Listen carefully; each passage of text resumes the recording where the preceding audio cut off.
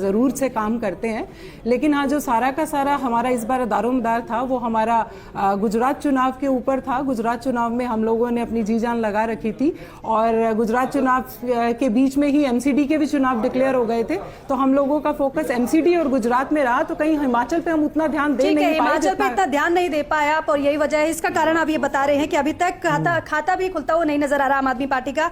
मैं आऊंगी केसरी सिंह जी आपके पास विश्लेषण के लिए, लेकिन उससे पहले कांग्रेस का रिएक्शन बहुत जरूरी हो जाता है। पंकज जी, खुश तो बहुत हो रहे होंगे आप, क्योंकि हिमाचल के लिए अब जिस तरीके से रुझान सामने आ रहे हैं और जो अब कांग्रेस पार्टी भारतीय जनता पार्टी को टक्कर दे रही है, आगे देखिए क्या रिएक्शन? कांग्रेस आगे हो। और एक और अपडेट दे दें आपको कि कांग्रेस अब आगे हो गई है रुझानों में। देखिए, निश्चित तौर पे हमें लगता है कि कांग्रेस पार्टी हिमाचल में अपनी सरकार बनाएगी। कि कांग्रेस की जो पिछले वीरभद्र जी के राज में वहां पर जो काम कांग्रेस की सरकार ने किए, लगातार विकास के काम किए और आखिरी कतार में बैठे हुए हर व्यक्ति के विकास के लिए सोचा, वहां के वीरभद्र जी जो मुख्यमंत्री रहे, उनको आज ये श्रद्धांजलि भी होगी हिमाचल की जनता की कि हिमाचल में कांग्रेस की सरकार बने। मैं जरा रोक रही हूँ आपको, जरा एक बड़ी खबर दे देते हैं। सरदार शहर विधानसभा उपचुनाव की मतगणना देखिए लगातार जारी है। शुरुआती रुझानों में कांग्रेस को बढ़त हासिल होती हुई नजर आ रही है। 8,717 वोटों की बढ़त कांग्रेस के प्रत्याशी अनिल शर्मा को मिलती हुई नजर आ रही है, और ये तीसरा दौर है।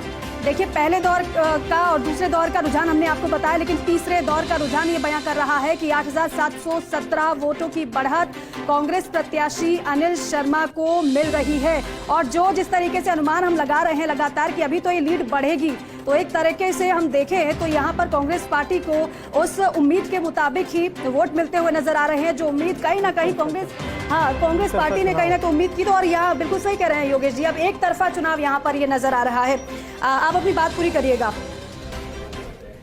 कांग्रेस ने जो सामाजिक सुरक्षा पेंशन हो, ओपीएस हो, चिरंजीवी योजना है, जो योजनाएं मॉडल स्टेट राजस्थान में लागू की, उन्हीं वादे के साथ हम लोग हिमाचल के चुनाव में गए थे। और हमें एक बात समझनी पड़ेगी कि पूरे देश में, भारत में केरल के बाद हिमाचल सबसे ज्यादा शिक्षित प्रदेश है, और हिमाचल में जो जनरली बीजेपी के जो मुद्दे होते हैं, धर्म, जाति, वर्ण भेद की जो राजनीति वहां करती है, उससे ऊपर उठ के विकास की राजनीति पर हिमाचल की जनता ने मोहर लगाई है और कांग्रेस को वो चुनने जा रही है। हमें उम्मीद है हम वहां सरकार बनाने जा रहे हैं। नहीं, आप ये कह रहे हैं कि जो जिन मुद्दों को लेकर आप जनता के बीच गए थे, उन मुद्दों पर जनता भरोसा जता रही है, आप ये कहना चाह रहे हैं। ठीक है केसरी सिंह जी, आप क्योंकि हिमाचल प्रदेश में ये बहुत बड़ी बात हो जाती है कि अभी तक भारतीय जनता पार्टी आगे चल रही थी रुझानों में, लेकिन अब देख रहे हैं कि आंकड़ा बदल रहा है लगातार। अब कांग्रेस पार्टी आगे चल रही है, इस पर आपका विश्लेषण, आप क्या कहेंगे? देखिए, अगर आप हिमाचल प्रदेश की जो कांग्रेस पार्टी है और उनका जो संगठन है उस पर नजर डालें तो काफी मजबूत संगठन है। वहां उन लोगों ने इलेक्शन मैनेजमेंट को बहुत अच्छी तरह किया है, और सबसे अच्छी बात है वहां जो सिलेक्शन ऑफ कैंडिडेट्स है, सेम कहानी एग्जैक्टली अगर आप देखें तो गुजरात में जो बीजेपी ने सिलेक्शन ऑफ कैंडिडेट्स किया है, जो युवा लेकर आए, वो इन्होंने हिमाचल में अप्लाई किया।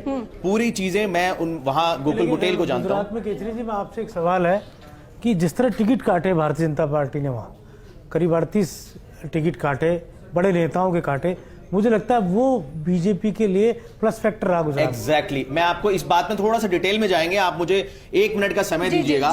पिछली बार गुजरात के अंदर तक करीबन 69% वोटिंग हुई थी, इस बार गुजरात में करीब 64% वोटिंग हुई है। आप देखेंगे कि पिछली बार 2,96,00,000 के आसपास वोट पड़े थे, और इस बार गुजरात में तकरीबन 3,16,00,000 के आसपास वोट पड़े। ये जो 22 लाख वोट इस बार एक्स्ट्रा पड़े, ओवरऑल पोलिंग तो कम हुई है, और ये जो 22 लाख वोट पड़े, ये उन युवाओं के हैं जो इस बार वोटिंग लिस्ट में जुड़े हैं और उनमें ज्यादा जोश है।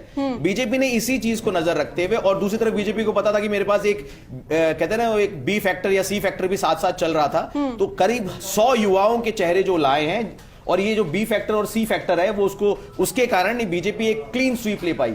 आप देखिएगा राजस्थान में भी ये B factor, C factor, D factor कई आएंगे।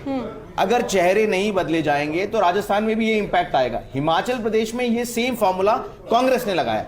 कांग्रेस ने चेहरे बदले हैं, युवा चेहरे लेकर आए हैं, बहुत ग्राउंड पे मेहनत की है। मैं ये देखता जा रहा हूं, ये जो मैं पिछले करीब 2 वर्षों से मैंने सारे डिटेल्स निकाल के देखे, जहां छोटे स्टेट हैं, जहां छोटे चुनाव है, जहां लोगों को अप्रोच किया जा सकता है, वहां कांग्रेस अब वापस अच्छा परफॉर्म करने लगी है।